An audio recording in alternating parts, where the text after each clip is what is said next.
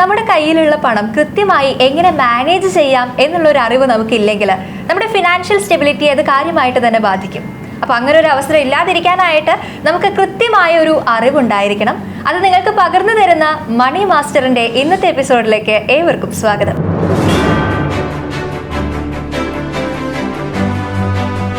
സാമ്പത്തികമായിട്ടുള്ള അറിവുകൾ പകർന്നു തരാനായിട്ട് അതിനെക്കുറിച്ച് നല്ല അറിവുള്ള ഒരാൾ തന്നെ വേണമല്ലോ.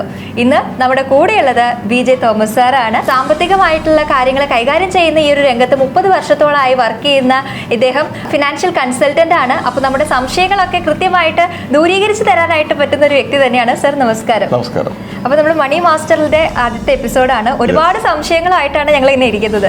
അപ്പോൾ പലരും പണം കയ്യിൽ ഒരുപാട് വരുമ്പോൾ അത് എങ്ങനെ നല്ല രീതിയിൽ വിനിയോഗിക്കണം, അല്ലെങ്കിൽ എങ്ങനെ ഫ്യൂച്ചറിന് ബെനിഫിറ്റ് ഉണ്ടാവുന്ന രീതിയിൽ അത് എന്ത് ചെയ്യണം എന്നൊന്നും പലർക്കും ധാരണയില്ല. അതിൻ്റെ ഒരു പ്രശ്നം എല്ലാവരും ഫേസ് ചെയ്യുന്നുണ്ട്. അപ്പോൾ അതിനെക്കുറിച്ചൊക്കെ ഒരു അറിവുണ്ടാക്കുക എന്നുള്ളതാണ് ഞങ്ങളുടെ ഉദ്ദേശം. നമ്മുടെ കയ്യിലുള്ള പണം ഏതൊക്കെ രീതിയിൽ നമുക്ക് ഇൻവെസ്റ്റ് ചെയ്യാം, എങ്ങനെ നമ്മുടെ ഫ്യൂച്ചർ ഫിനാൻഷ്യൽ സ്റ്റെബിലിറ്റി നമുക്ക് ഉണ്ടാക്കിയെടുക്കാം എന്നാണ് സാറിന് പറയാനുള്ളത്. സാമ്പത്തിക മേഖലയിൽ ഇന്ന് എല്ലാ ആൾക്കാരും ആകുലപ്പെടുന്നത് എവിടെ ഇൻവെസ്റ്റ് ചെയ്യണമെന്നുള്ളതാണ്. അപ്പോൾ പല ആൾക്കാർക്കും കൺഫ്യൂഷൻ ഉണ്ട്. ഏത് മേഖലയിൽ ഇൻവെസ്റ്റ് ചെയ്താലാണ് കൂടുതൽ റിട്ടേൺ കിട്ടുക, കൂടുതൽ സുരക്ഷിതമായിട്ട് ഇൻവെസ്റ്റ് ചെയ്യുക എന്നുള്ള ആകുലത. അപ്പോൾ അതിനെ നമ്മൾ ആദ്യം കൊടുക്കുന്ന നിർദ്ദേശം, ഒരു ഇൻവെസ്റ്റർ ആദ്യമായിട്ട് ഇൻവെസ്റ്റ്മെൻറ്റ് ചെയ്യുമ്പോൾ അദ്ദേഹം സെലക്ട് ചെയ്യേണ്ടത് ഗ്യാരണ്ടീഡ് ആയിട്ടുള്ള പ്രൊഡക്റ്റുകളിലാണ്. കാരണം എപ്പോഴും നമ്മൾ സാമ്പത്തിക മേഖലയിലായാലും ജീവിത മേഖലയിലായാലും ബേസ് അടിത്തറ ഉറച്ചിരിക്കണം. അപ്പോൾ ആദ്യത്തെ ഇൻവെസ്റ്റ്മെൻറ്റ് നമുക്ക് ഗ്യാരണ്ടീഡ് സെലക്ട് ചെയ്യാം. അതിനുശേഷം അവർക്ക് റിസ്ക് എടുത്തുകൊണ്ടുള്ള ഇൻവെസ്റ്റ്മെൻറ്റുകൾക്ക് നടത്താം. അപ്പോൾ മാക്സിമം ഒരു വെൽത്ത് ക്രിയേഷൻ ഈ മേഖലയിലൂടെയാണ് സാധാരണ നമ്മൾ തിരഞ്ഞെടുക്കേണ്ടത്.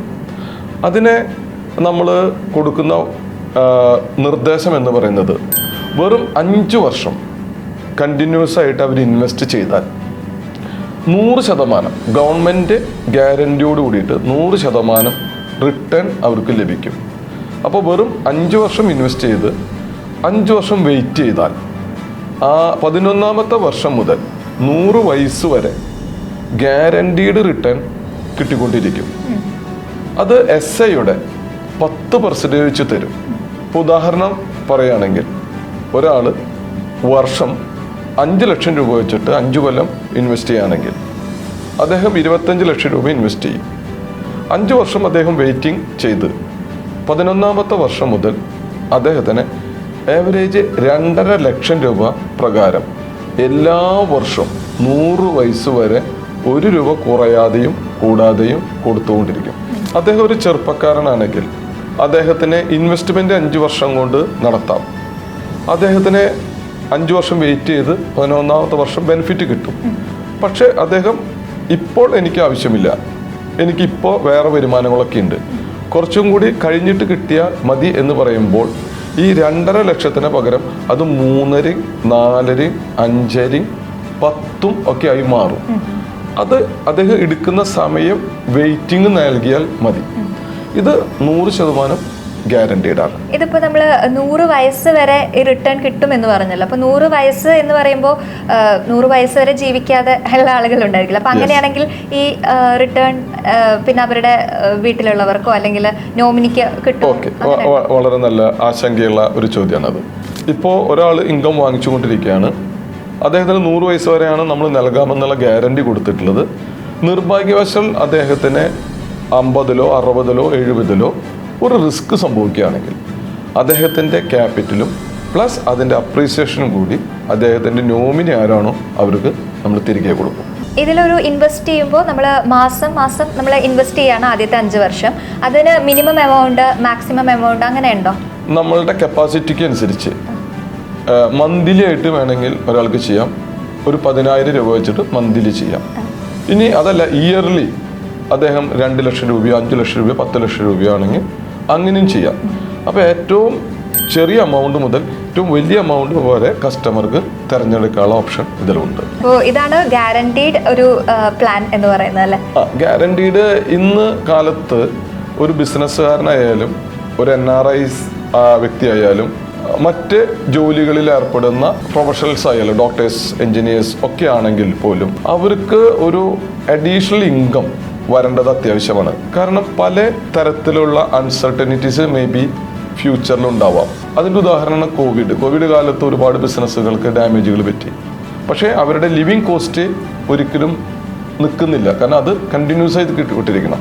അല്ലെങ്കിൽ ഒരു പ്രവാസി 10-20 വർഷം വിദേശ ജോലി ചെയ്ത് നാട്ടിൽ തിരിച്ചു വരുമ്പോൾ അദ്ദേഹത്തിന് തുടർന്ന് ജീവിക്കുന്ന ഒരു സ്ഥിര വരുമാനം വേണം. അപ്പോൾ സ്ഥിര വരുമാനം കിട്ടുക എന്നുള്ളത് പ്രൊഫഷണൽ വ്യക്തികളായാലും ബിസിനസ്സുകാരനായാലും NRIs ആയാലും ഏറ്റവും കൂടുതൽ ലൈഫിൽ അത്യാവശ്യം വേണ്ട ഒരു ഘടകമാണ് റെഗുലർ ഇൻകം. അതാണ് നമ്മളിവിടെ പ്രൊവൈഡ് ചെയ്യണത്. അപ്പോൾ നമുക്ക് ഗ്യാരണ്ടീഡ് ആയിട്ടുള്ള ഒരു ഇൻകം കിട്ടുന്ന ഒരു പ്ലാൻ ആണ് ഈ പറഞ്ഞത്. അപ്പോൾ ഇത് ഏത് പ്രായത്തിലുള്ളവർക്കും ചെയ്യാനായിട്ട് പറ്റും? ഏതൊക്കെ ആളുകൾക്ക് ഇത് ചെയ്യാനായിട്ട് പറ്റും? ഇത് 2 തരത്തിലാണ് നമ്മൾ ഈ പ്ലാൻ കൊടുക്കാൻ സാധാരണ രീതിയിൽ. ഒന്ന്, എനിക്ക് സ്വന്തമായിട്ട് ഇൻകം കിട്ടണമെന്ന് ആഗ്രഹം ഉണ്ടെങ്കിൽ ജോലിയിൽ പ്രവേശിച്ചാൽ ഉടൻ തന്നെ ഇതിനെ എൻട്രി ചെയ്യാം. അതിന് പ്രത്യേകിച്ച് ഏജ് ലിമിറ്റുകളൊന്നുമില്ല. ഇനി ഒരു എസ്റ്റേറ്റ് ക്രിയേഷനാണ്, നെക്സ്റ്റ് ജനറേഷന് ഉള്ള ഒരു വെൽത്ത് ക്രിയേഷൻ ആണെങ്കിൽ 0 വയസ്സ് മുതലുള്ള കുട്ടികൾക്ക് വേണമെങ്കിൽ ഇൻവെസ്റ്റ് ചെയ്യാം. 0 വയസ്സുള്ള കുട്ടികൾ ഇൻവെസ്റ്റ് ചെയ്യുമ്പോൾ അവരുടെ ഫാദറോ അല്ലെങ്കിൽ അവരുടെ ഗ്രാൻഡ് ഫാദറോ കുട്ടിക്ക് വേണ്ടി സ്പോൺസർ ചെയ്യാണ് ചെയ്യുന്നത്. അത് കുട്ടിയുടെ 18 വയസ്സാവുമ്പോൾ മാത്രമാണ് കുട്ടിക്ക് അതിൻ്റെ ബെനിഫിറ്റ് കിട്ടുക. അവിടെ ഒരു അഡ്വാൻറ്റേജ് എന്ന് പറയുന്നത് കുട്ടിയുടെ 18 വയസ്സ് മുതൽ കുട്ടിയുടെ 100 വയസ്സ് വരെ, അപ്പോൾ എത്ര വർഷം വേണമേ കൊടുക്കാൻ ഇത് ഈ എമൗണ്ട് ഗ്യാരണ്ടീഡ് ആണ്. അതാണ് ആ പ്രൊഡക്റ്റിന്റെ ഏറ്റവും വലിയ ഹൈലൈറ്റ് എന്ന് പറയുന്നത്. ഒരു കണ്ടീഷൻ 18 വയസ്സ് മുതലാണ് ഇവർക്ക് ഇൻകം ജനറേറ്റ് ചെയ്യുള്ളൂ. അപ്പോൾ 0 വയസ്സായി കുട്ടിയാണെങ്കിൽ 18 വയസ്സ് വരെ വെയിറ്റ് ചെയ്യണം. അതേസമയം ഒരു 30 വയസ്സ് ഒരാളാണെങ്കിൽ ഇൻകം കിട്ടാൻ വേണ്ടി അദ്ദേഹം 10 വർഷം വെയിറ്റ് ചെയ്താൽ മതി. 11ാമത്തെ വർഷം മുതൽ കൊടുക്കും. ഈ ഒരു ഇൻവെസ്റ്റ്മെന്റിൽ നമുക്ക് പങ്കുചേരണമെങ്കിൽ അതിന്റെ ആ ഒരു പ്രോസസ്സ് എങ്ങനെയാണ്, എവിടെയാണ് ചെയ്യുന്നത്? ഇത് ഗവൺമെന്റ് ഓഫ് ഇന്ത്യയുടെ സ്ഥാപനമാണ് ഈ പ്രൊഡക്റ്റ് നമുക്ക് വേണ്ടിയിട്ട് മാർക്കറ്റിൽ ഇൻട്രൊഡ്യൂസ് ചെയ്തിട്ടുള്ളത്.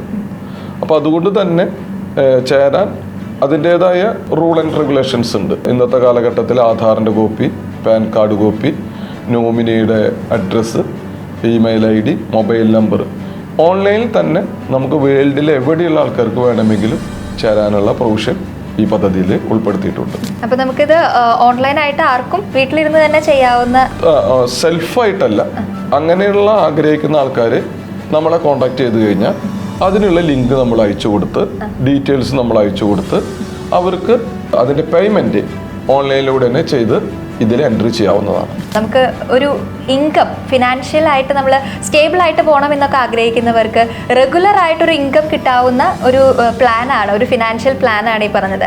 അപ്പോൾ നമുക്ക് ഒരു 5 വർഷം നമ്മൾ റെഗുലർ ആയിട്ട് പേയ്മെൻറ്റ് ചെയ്യുന്നു, പിന്നീട് ഒരു 5 വർഷം നമ്മൾ വെയിറ്റ് ചെയ്യുന്നു. 11ാമത്തെ വർഷം മുതൽ നമുക്ക് റെഗുലർ ആയിട്ട് ഇൻകം കിട്ടുകയാണ്. അത് നമ്മുടെ 100 വയസ്സ് വരെ കിട്ടുന്നുണ്ട്. അപ്പോൾ എന്തായാലും നല്ലൊരു പ്ലാനാണ്. ലിമിറ്റ് ഇല്ലാത്തതുകൊണ്ട് തന്നെ 10,000 രൂപ മുതലൊക്കെ നമുക്ക് സ്റ്റാർട്ട് ചെയ്യാവുന്നതുകൊണ്ട് അതിനും ചെറിയ എമൗണ്ടിലും പറ്റും അല്ലേ? അതും പറ്റും. 5000 രൂപയൊക്കെ ഉണ്ടെങ്കിലും നമുക്കത് ഇൻവെസ്റ്റ് ചെയ്യാം. അപ്പോൾ നമ്മുടെ ഒരു ഇൻകം അനുസരിച്ച് നമുക്ക് സ്റ്റാർട്ട് ചെയ്യാവുന്ന ഒരു പ്ലാനാണ്. അപ്പോൾ ചെറിയ കുട്ടികൾക്കാണെങ്കിലും 0 വയസ്സ് മുതലുള്ള കുട്ടികൾക്കും ചെയ്യാമെന്ന് പറഞ്ഞല്ലോ. അപ്പോൾ ആർക്കും ചെയ്യാവുന്ന ഒരു പ്ലാനാണ്. അപ്പോൾ ഇതിനെക്കുറിച്ചൊക്കെ കൂടുതലായിട്ട് ഇനിയും അറിയണം എന്നുണ്ടെങ്കിൽ സാറിനെ കോൺടാക്ട് ചെയ്യാനായിട്ട് നമുക്ക് നമ്പർ കൊടുക്കാം. എൻ്റെ നമ്പർ താഴെ കൊടുത്തിട്ടുണ്ട്. അതിൽ വാട്സപ്പ് ആയിട്ടോ കോളിംഗ് ആയിട്ടോ ചെയ്തു കഴിഞ്ഞാൽ മോർ ഡീറ്റെയിൽസ് നമ്മൾ ഷെയർ ചെയ്യുന്നതായിരിക്കും. അപ്പോൾ എന്തായാലും ഇങ്ങനെ ഫിനാൻഷ്യൽ പ്ലാനിംഗ് ഒക്കെ നടത്തുന്നവർക്ക് ധൈര്യമായിട്ട് കോൺടാക്ട് ചെയ്യാം. നമ്പർ നമ്മൾ ഡിസ്ക്രിപ്ഷനിൽ കൊടുക്കുന്നുണ്ട്, താഴെ കൊടുക്കുന്നുണ്ട്. അപ്പോൾ എന്തായാലും ഇതുപോലുള്ള ഫിനാൻഷ്യൽ ഐഡിയാസ് ഒക്കെ ആയിട്ട് നമുക്ക് വീണ്ടും അടുത്തൊരു എപ്പിസോഡിൽ കണ്ടുമുട്ടാം. Thank you.